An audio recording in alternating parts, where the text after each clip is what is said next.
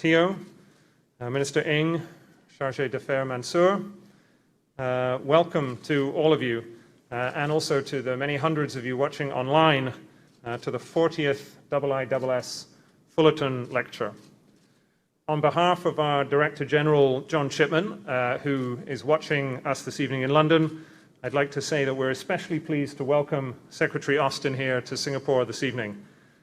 Every year for the last 20 years, the United States Secretary of Defense has addressed a global audience through the International Institute for Strategic Studies to lay out their view of the changing strategic landscape here in Southeast Asia and in Asia more broadly.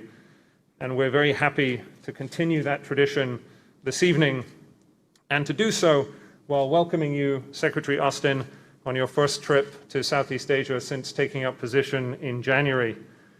Mr. Secretary, I might say that I'm confident that while this may be the first time that we welcome you here in Southeast Asia, it will not be the last. In particular, we look forward to your speaking, as is the tradition, in the opening plenary session of the Shangri-La Dialogue when it returns bigger and better than ever in June 2022. That being said, I'd like to begin with some thanks. As those of you in the audience will know, for the last decade, the Fullerton Lecture Series has brought global leaders to Singapore to address issues of regional common interest, beginning 10 years ago with the first lecture by the Secretary General of the United Nations. And it would not be possible without the support of Cavaliere Giovanni and all of his team here at the Fullerton Hotel. And so we'd like to express our appreciation to them and to say thank you for their continued support. Tonight is not only the restart of the series after the restart of this series after the pandemic, it's also a particularly opportune time to hear the remarks that the Secretary is going to make. This is a time of great change in our region. Southeast Asia is still recovering from the coronavirus pandemic, an event that has changed the region's economic and strategic balance. We're 6 months into the Biden administration, and I think it would be fair to say that many in this room and many watching are eager to hear more details of the administration's view of the balance of the region. We face undeniably growing competition between the US and China, and questions about how the US will seek to manage that competition. There's particular concern about potential conflicts over Taiwan, as well as in the South China Sea. Here in Southeast Asia, states are seeking cordial relations with both powers, even at a time while questions are being asked about ASEAN and the role that it plays in the region's security landscapes. And meanwhile, there are other players coming into the region too. Many of you will have seen the United Kingdom Carrier Strike Group pass through the Straits yesterday, including significant US participation, one of many outside players beginning to play or seek to play a role in this region's security. So Secretary Austin has entitled his address this evening, "The Imperative of Partnership." And I know that many of America's friends and partners in this audience and around the region are looking forward to learning about these points and others during the Secretary's remarks. So before we begin, some brief housekeeping. Our lecture this evening will run for 1 hour. We have, as you can see, various safe management measures in place. We've asked that the audience do not take pictures during the lecture that the Secretary gives. We'd ask you to turn off your phones, or at least to turn them to silent.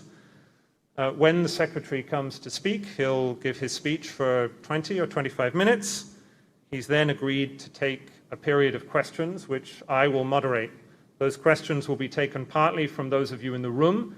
If you want to ask a question, then raise your hand and I'll ask you to stand up and ask your question so that you're clearly visible to those in the room, but also to those watching online.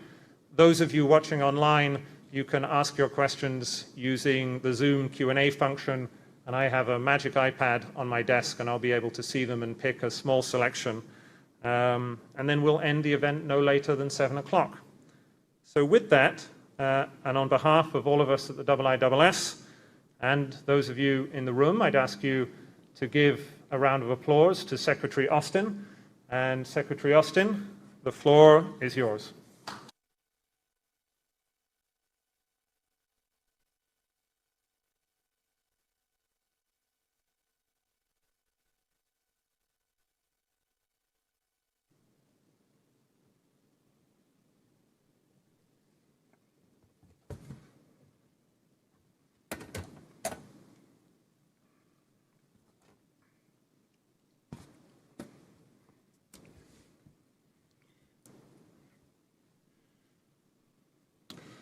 Well, good evening, everyone. It's great to be here in Singapore, and it's an honor to be giving what I'm told is the 40th Fullerton Lecture.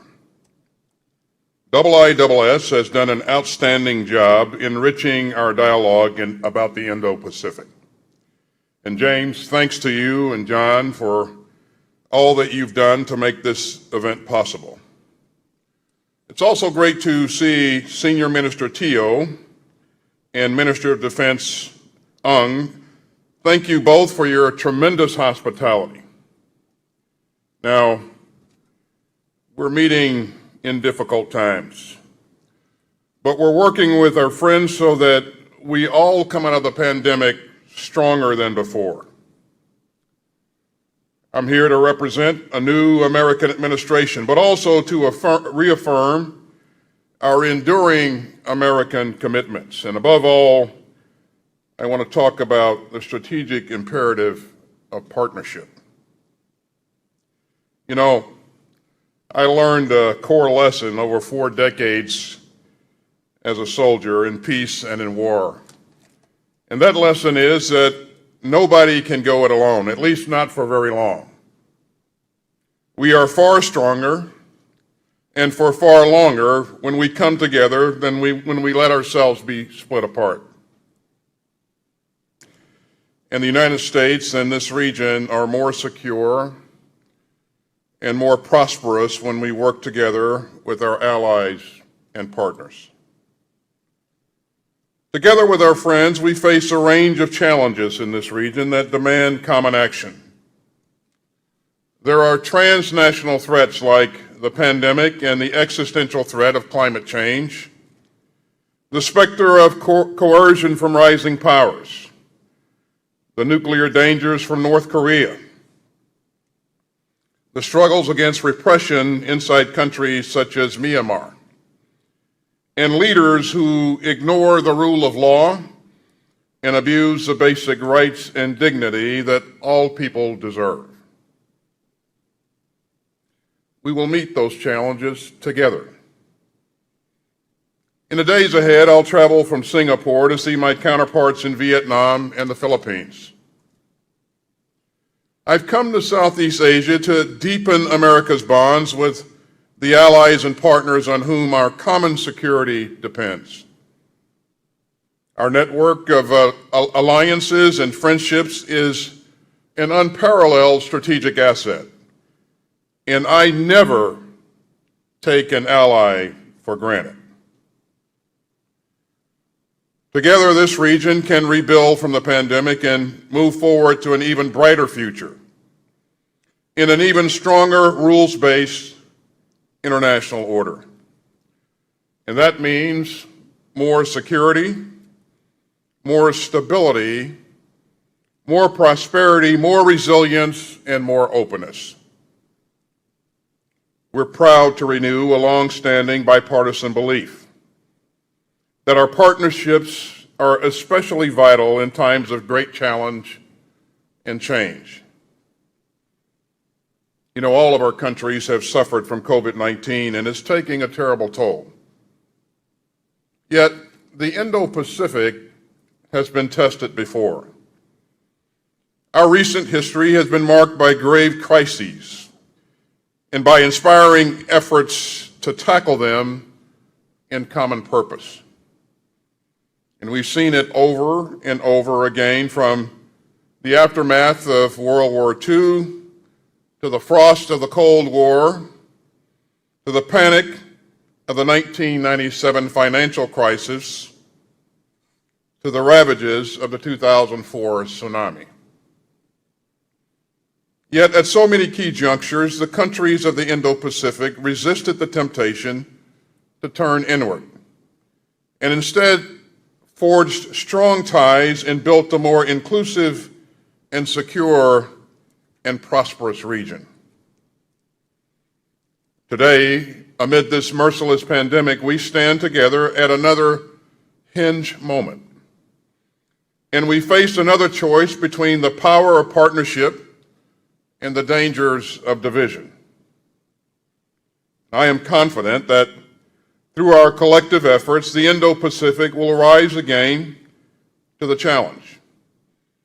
And America will be right at your side, just as an old friend should.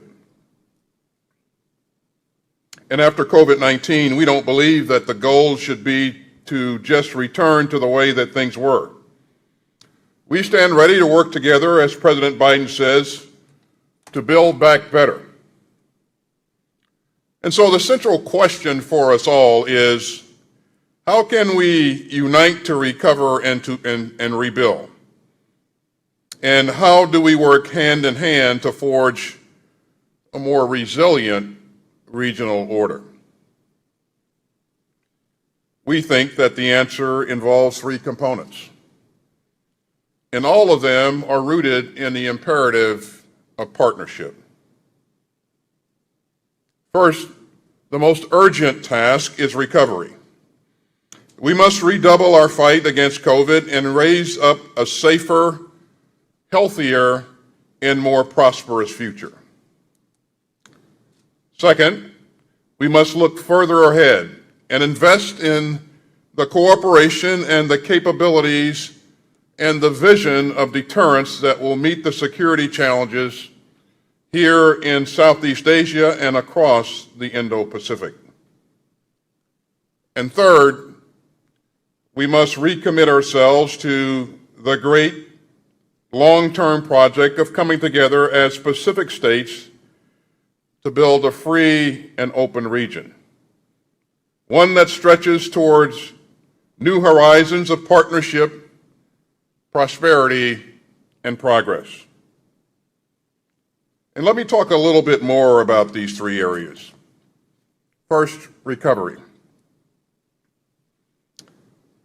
We must focus on the fundamentals, working urgently together to tackle the COVID crisis and to restore the region's economic dynamism. The pandemic has reminded us how deeply our world is interwoven. Today, a threat to global health anywhere is a threat to security everywhere. And so the United States has been rushing urgently needed assistance across the Indo-Pacific.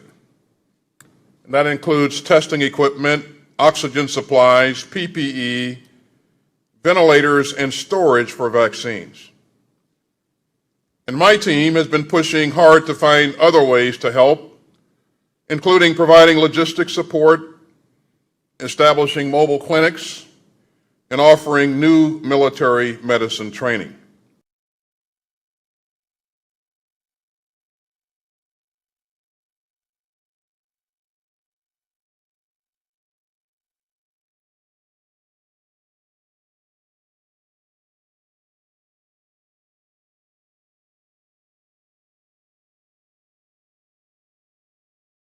Two months, we have shared some 40 million doses throughout the region, including Indonesia, Laos, Malaysia, the Philippines, South Korea, Taiwan, Thailand, and Vietnam.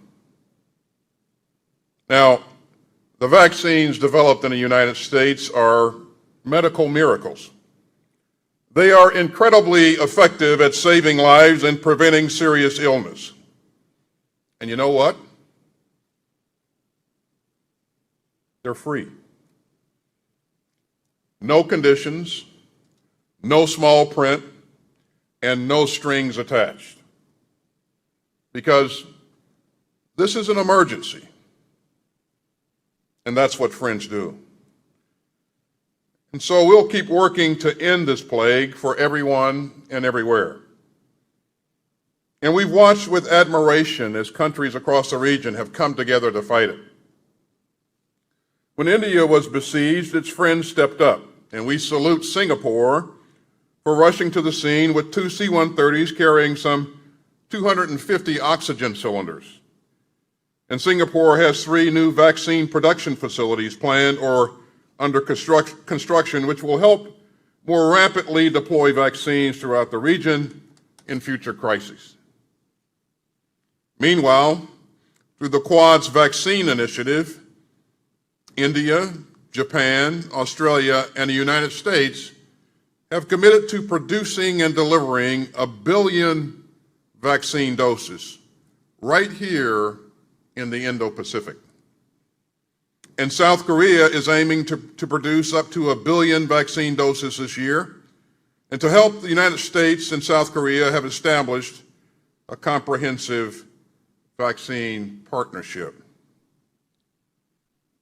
The pandemic is still raging, and the road to recovery will be long. Yet these partnerships reflect our common determination and common humanity. And that brings me to the second way that our teamwork can create an even stronger region. And that is by coming together to tackle current and emerging challenges in the region that is the highest strategic priority for the Department of Defense, the Indo-Pacific region. Now, President Biden has made clear that the United States will lead with diplomacy. And the Department of Defense will be here to provide the resolve and reassurance that America's diplomats can use to help prevent conflict from breaking out in the first place. As I've said before, it's always better to stamp out an ember than to try to put out a blaze. So deterrence remains the cornerstone of American security. And for decades, we have maintained the capabilities, the presence, and the relationships needed to ward off conflict and to preserve the stability that lies at the heart of our shared prosperity. Yet emerging threats and cutting-edge technologies are changing the face and the pace of warfare. So we're operating under a new 21st century vision that I call integrated deterrence. So we're operating under a new 21st century vision that I call integrated deterrence. Now, integrated deterrence means using every military and non-military tool in our toolbox in lockstep with our allies and partners. Integrated deterrence is about using existing capabilities and building new ones and deploying them all in new and networked ways, all tailored to a region's security landscape and growing in partnership with our friends. And so together we're aiming to coordinate better, to network tighter, and to innovate faster. And we're working to ensure that our allies and partners have the capabilities, the capacities, and the information that they need. With our friends, we are stepping up our deterrence, resilience, and teamwork, including in the cyber and space domains. We're working with our host here in Singapore to enter a new phase in cyber defense cooperation. We're partnering with Japan to deploy new sensors in space to better detect potentially threatening behaviors and exploring similar opportunities with other friends. I'm especially pleased that Singapore has chosen to invest in the F-35 Joint Strike Fighter. Now that's going to boost our collective capabilities and open up new opportunities for high-end combined training. Integrated deterrence also means working with partners to deter coercion and aggression across the spectrum of conflict, including in the so-called gray zone, where the rights and livelihoods of the people in Southeast Asia are coming under stress. That's why we're working to strengthen local capacity and to bolster maritime domain awareness so that nations can better protect their sovereignty, as well as the fishing rights and the energy resources afforded them by international law. And meanwhile, we're improving interoperability across our security network, and that includes more complex exercises and training. In Japan, for example, we recently wrapped up an ambitious large-scale exercise in which U.S. and Japanese forces together conducted the first successful firing of a high-mobility artillery rocket system in Japan. And we recently held the exercises known as the Pacific Vanguard and the Talisman Sabre off the coast of Australia, together with Japan, Australia, and the Republic of Korea. And that underscored our ability to carry out integrated and high-end maritime operations with our allies. I'm especially encouraged to see our friends building stronger security ties with one another, further reinforcing the array of partnerships that keeps aggression at bay. And meanwhile, we're working with Taiwan to enhance its own capabilities and to increase its readiness to deter threats and coercion, upholding our commitments under the Taiwan Relations Act and consistent with our One China policy.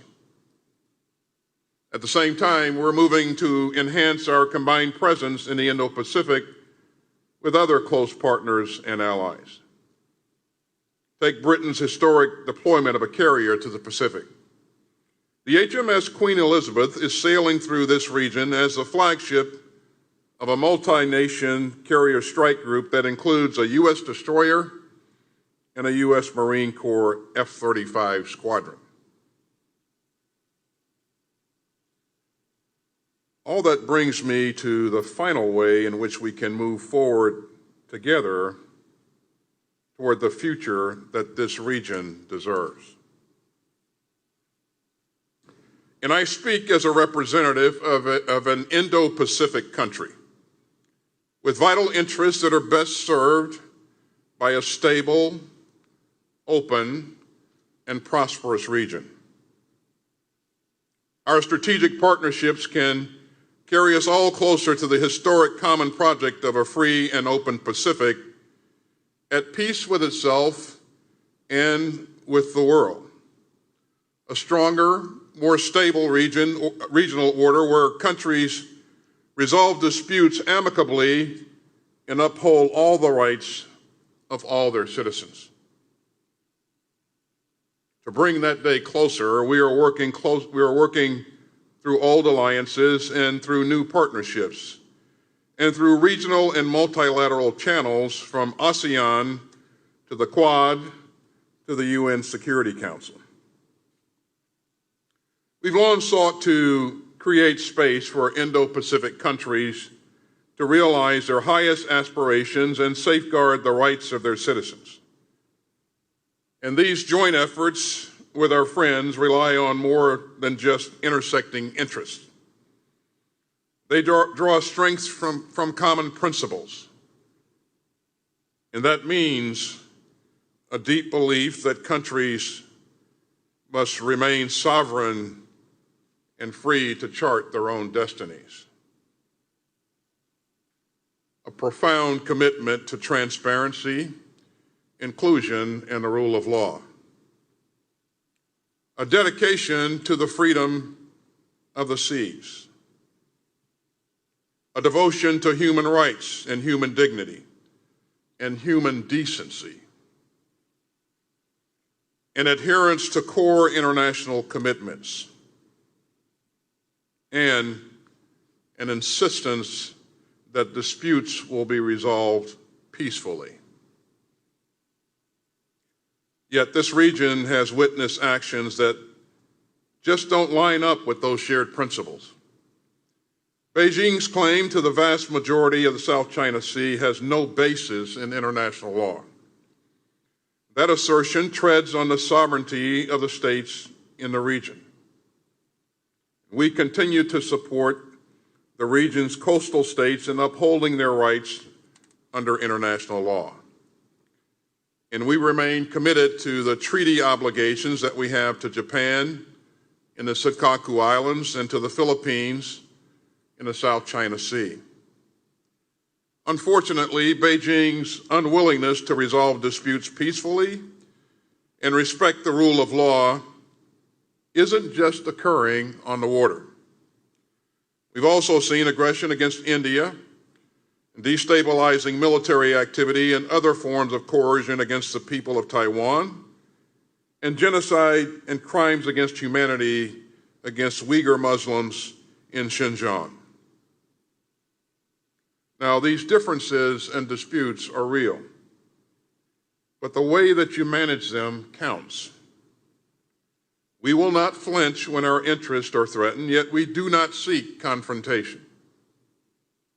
So let me be clear.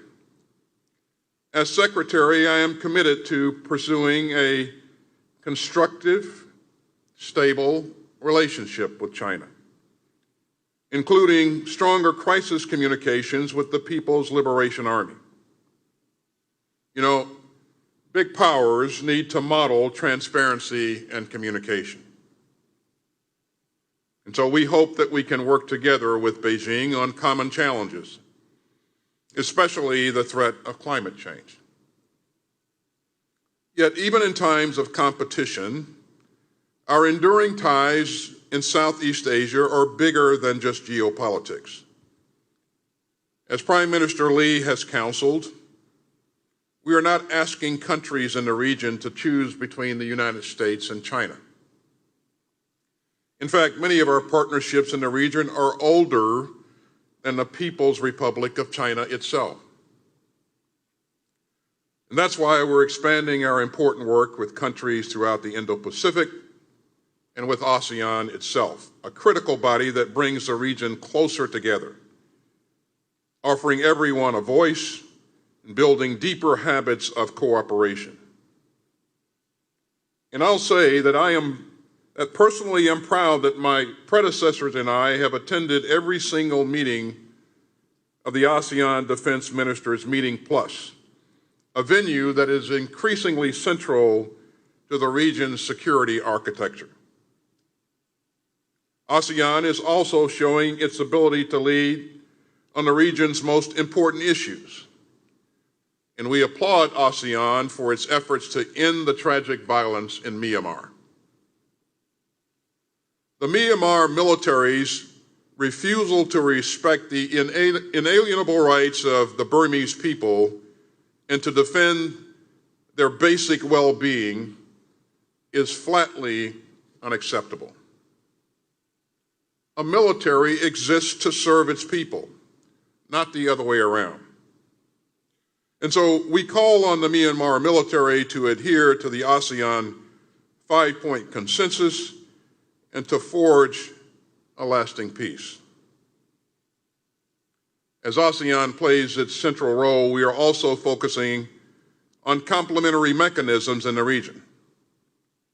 I know how pleased President Biden was to host the first Quad Leaders Summit in March, and structures like the Quad make the region's security architecture even more durable.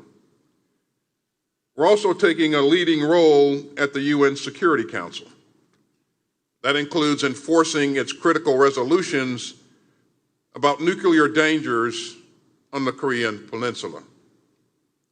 And we're taking a calibrated, practical approach that leaves the door open to diplomacy with North Korea, even while we maintain our readiness to deter aggression and to uphold our treaty commitments and the will of the Security Council. Our partnerships draw strength from our shared belief in greater openness and our belief that people live best when they govern themselves. Now, our democratic values aren't always easy to reach, and the United States doesn't always get it right. We've seen some painful lapses, like the unacceptable and frankly un-American discrimination that some Asian Americans and Pacific Islanders have endured in my country in recent months. I believe that we're better than that, far better than that. But you know, we aren't trying to hide our mistakes. When a democracy stumbles, everyone can see and hear it. It's broadcast in loud and living color and not hushed up by the state. And our openness gives us the built-in ability to self-correct and to strive towards a more perfect union. And when we come up short, when we stray from our Constitution's wisdom, we have a pretty good track record of owning up and trying to do better. Even in times of challenge, our democracy is a powerful engine for its own renewal. And we've embarked upon an ambitious program to build back better after the pandemic. President Biden likes to tell the world leaders that he meets with that it's never, ever, ever been a good bet to bet against America. Ladies and gentlemen, what ties all of this together is one simple insight. When we work hand in hand with our friends, we are stronger and more secure than we could ever be on our own. And that's what guides my approach to this most important region as Secretary of Defense. Our alliances are unmatched and unrivaled, and they are a source of strength and security.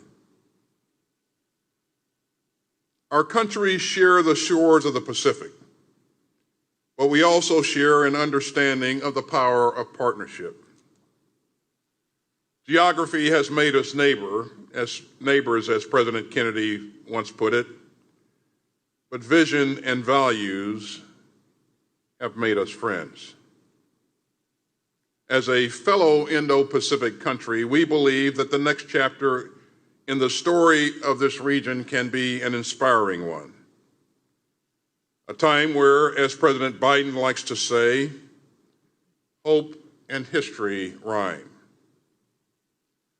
So we stand together with you as your allies, your partners, and your friends, because we know that no one can go it alone.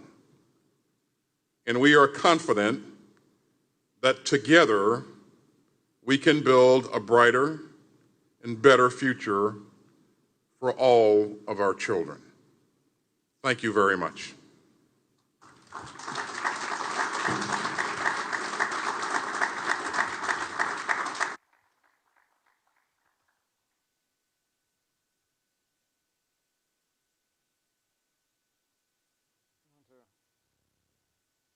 Very good. Thank you for that, Mr. Secretary. We'll now enter the question and answer phase of this evening's proceedings, and I will take questions both from our online audience, where we have close to 1,000 people watching, and in here in the room. And let me start with one of our online questions, which is from Ambassador Tommy Coe, who couldn't join us here this evening, but is known to many of us in this room. And it touches on the question you raised in your speech about the relationship, Mr. Secretary, between ASEAN and the Quad. So you describe these as complementary mechanisms, but Ambassador Coe asks, has the US decided to give the Quad a higher priority than ASEAN, and will this lead to the marginalization of ASEAN? As you heard me say earlier, ASEAN is critical to this region and critical to the United States. It brings stability and peace to the region. It has done remarkable things. And you can expect that we will remain engaged with ASEAN as we have been in the past. And you heard me say that, I'm proud of the fact that, My predecessors and I have made every defense ministers meeting plus, and we clearly value, the goodness that ASEAN brings to the region and the stability that it works to create. And so we don't see the two organizations or entities competing with each other. We see them as complementary. The goal is to work to build greater stability and peace in the region, and also to ensure that we're working towards that rules-based order that you heard me mention earlier. Again, we'd like to see us continue to maintain a free and open Indo-Pacific region. Very good. Let me turn to a question from the room. Lynn Kwok from the IISS. Lynn, if you wouldn't mind putting your laptop down and standing up so people can see you. Thank you so much, Mr. Secretary. You focused a lot on partnerships today, and I'd like to ask two questions regarding that. First, you talked about, the ability of the United States to forge strong partnerships in the region will depend at least in part on its ability to assuage concerns in the region that the US is being unnecessarily combative in relation to China. Your Assistant Secretary once said before in testimony that the Trump administration was combative, was confrontational without being competitive. How well do you think the Biden administration has done in being competitive without being confrontational? Tensions around Taiwan are at decades-long high. The Biden administration has also retained much of the policies of the Trump administration in relations to China. So that's my first question. On my second question, you'll be traveling from Singapore to Vietnam as well as to the Philippines. How well do you think the framing of the geopolitical competition around authoritarian versus liberal states, how well do you think that fares in terms of forging partnerships in Southeast Asia? Do you think it's a framing that works well in the region? Thank you.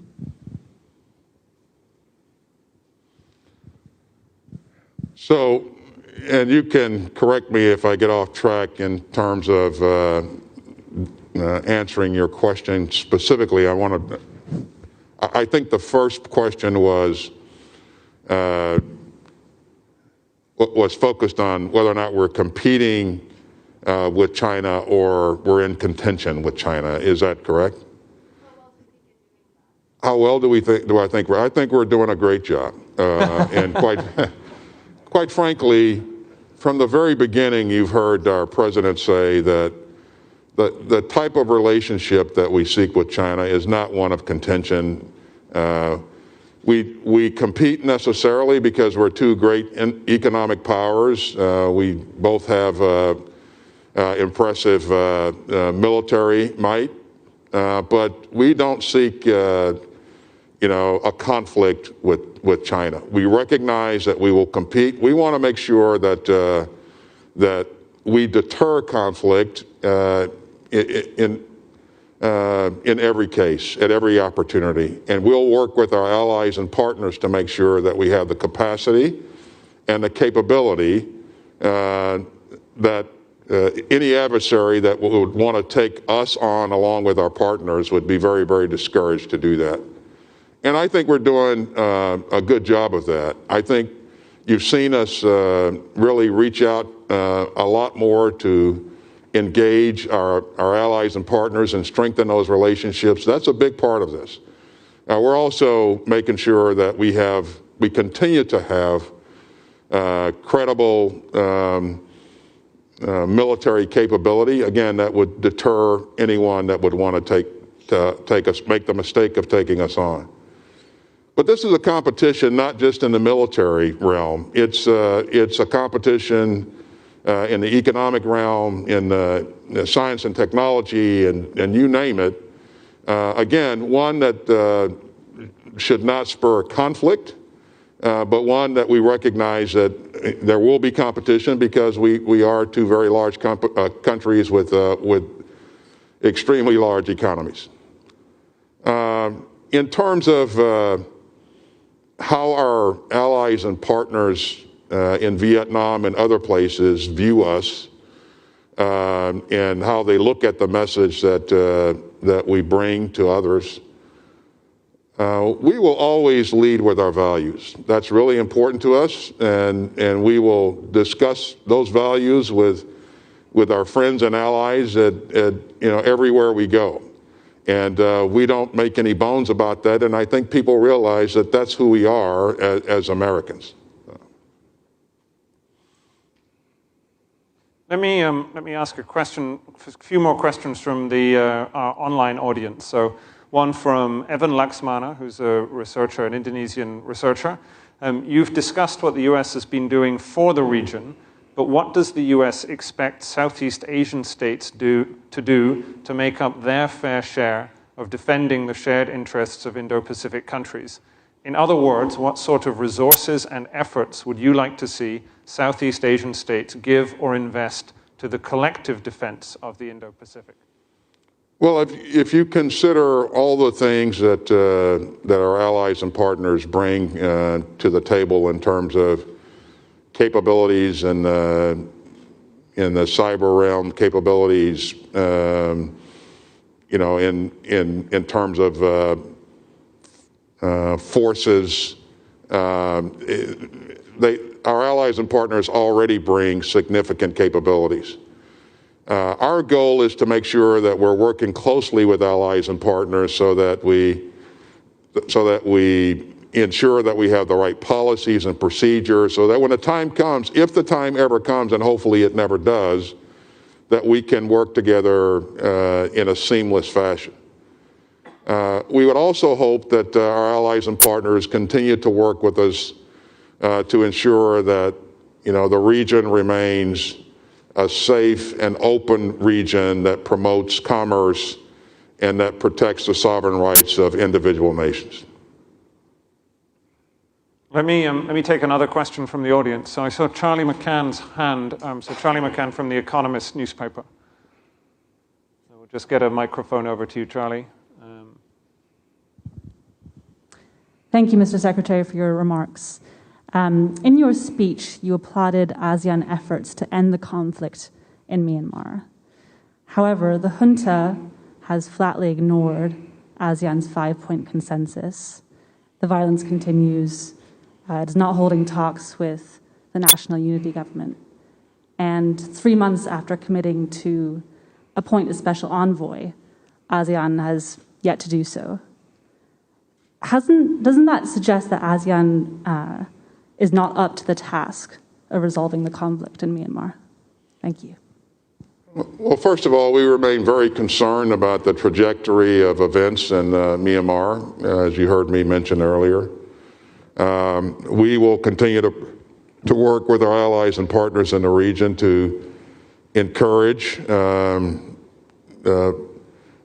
military in Myanmar to move in the right direction, to release the civilians that it's holding as prisoners now. And ASEAN obviously plays a key role, or can play a key role. We certainly will continue to encourage our ASEAN to continue to work this issue. But make no mistake, this is a very difficult issue, and if it were easy to resolve, it would have already been done. But we applaud ASEAN for its efforts, and we certainly encourage ASEAN to continue to work at this along with other allies and partners. Let me take another question from our online audience. So this is one from Mateusz Shatis, a question about the Philippines, which is where the Secretary is going later on his trip. How does the United States plan to save the visiting forces agreement with the Philippines? Well, this is something that we, again, will continue to work on with the leadership in the Philippines. The Philippines are a very important country to us, and we treasure that relationship, their partnership. I think there are a number of things that we have in common. I look forward to having a discussion with the Minister of Defense and the leadership about the potential of extending the agreement. But again, this is a thing that continues to be a work in progress, and so far I think we're in a good place. We'll continue to build upon the progress that we've made. So. I saw a question from Ewan Graham, my colleague at the IISS. If we could have a microphone down here to the front. Thank you. You referenced already the British carrier strike group, which sailed past Singapore just yesterday and is now in the South China Sea. And I think appropriately referenced that in terms of it being, although British-led, multinational in nature with a Dutch ship and also the US participation. In view of that, what's your prognosis for burden sharing in this part of the world? And I'm thinking not just of far-flung and capable US allies and partners that bring naval capability, but again, to bring the focus back to Southeast Asia and the onward part of your itinerary here. What can the smaller nations that do not necessarily have those capabilities do to offer in terms of access in a way that may make the US Navy and military more generally sustainable and engaged? Well, first of all, as you no doubt are, I'm excited about what we're seeing with the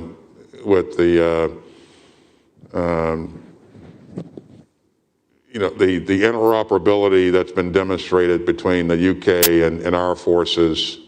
As you know, we've made this journey from Europe to here. It's really been a successful endeavor, and I look forward to more of that going forward. The UK and the United States are global nations with global interests, and so as we look to balance our efforts in various parts of the world, we're not only looking to help each other in the Indo-Pacific, but we're looking to ensure that we help each other in other parts of the world, as well as if, for example, we focus a bit more here, are there areas that the UK can be more helpful in other parts of the world? And I have a great relationship with the UK MOD, and these are discussions that we've had a number of times. And again, it's a balancing act. Resources are scarce, no matter which country you're talking about. But, and again, we have interests around the globe, and we want to make sure that we work together to address all of those interests. There are things, obviously, that if nations are capable of providing resources and capability to help in this region, we welcome that, and we will facilitate that where possible. But again, we have a global perspective, and there are a number of places we can help each other as we shift our stance. Mr. Secretary, let me take another question from our online audience, this one on the question of Taiwan, which you raised in your speech. This is from Catherine Hiller in Taipei. Secretary Austin, she asks, you mentioned Taiwan in the context of China's unwillingness to settle disputes peacefully. Do you see China's military measures of coercion towards Taiwan as the main problem, or are you worried that there is an actual risk of a Chinese attack on Taiwan? Put another way, do you share the assessment of former Indo-PACOM Commander Davidson that such an attack could occur as soon as 2027? Well, I certainly wouldn't endeavor to provide any kind of intelligence assessment in this forum, but I would say that certainly Mr. Xi has been vocal about what his interests are going forward, and I think we have to take him for his word. No one wants to see a unilateral change to the status quo with respect to Taiwan. And again, we are committed to supporting Taiwan and this capability to defend itself in accordance with the Taiwan Relations Act and our One China policy.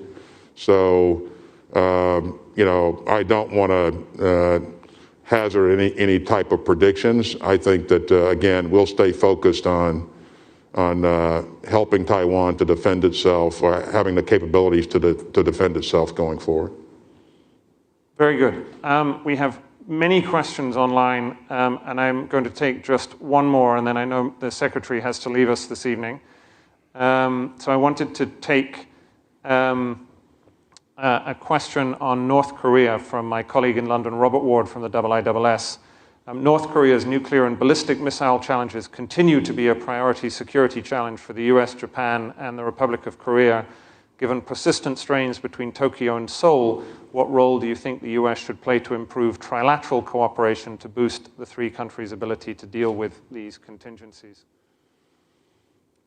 Yeah, we've been pretty clear about our desire to see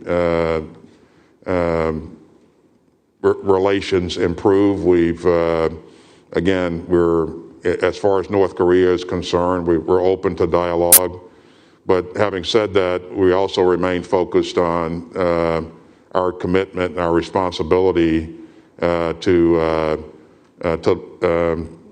help defend the Republic of Korea if it ever comes to that. So our readiness to be able to live up to our commitments is pretty important to us. But again, we remain open to dialogue. So. Mr. Secretary Austin, this draws our proceedings this evening to or near to a close. So I wanted to thank you for a wide-ranging set of remarks and also for taking a series of robust questions from our audience in the room and at home. The IISS looks forward to welcoming you to a number of further such engagements, at least next June at the Shangri-La Dialogue. For those of you watching at home, wherever you may be this evening, this ends the formal part of our proceedings, so thank you very much for joining us, and thank you again to Secretary Austin. For those in the room, I'd invite you to stay in your seats while Secretary Austin first has a photograph taken and then leaves the stage. And before that, I'd invite you all to give him a warm round of applause for talking to us here this evening. So. Thank you.